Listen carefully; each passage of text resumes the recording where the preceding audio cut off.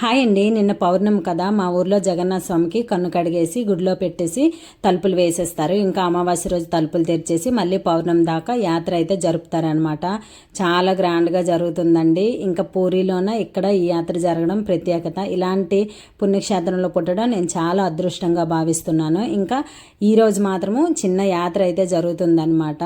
మేము అదంతా చూసేసి ఇంకా పిల్లలు రెస్టారెంట్కి వెళ్దాం అన్నారనేసి రెస్టారెంట్కి అయితే వచ్చాము. ఇంక ఇక్కడికి వచ్చామంటే బిల్లు వాచిపోద్ది, తెలిసిన సంగతే. కానీ డైలీ వచ్చేది కాదు కదండి, ఎప్పుడో ఒకసారి కదా అని లైట్ తీసుకున్నాను. ఇంకా అక్కడికి వచ్చాక వాడికి నచ్చినవి ఆర్డర్ పెట్టుకున్నాడు. Masala French fry, mini bucket chicken, veg burger మా పాప కోసము, మా కోసం చికెన్ బర్గర్ ఆర్డర్ పెట్టుకున్నాము. చాలా టేస్ట్గా ఉన్నాయండి. కూరుకుంటామా ఒక ఊపు ఊపేసామన్నమాట.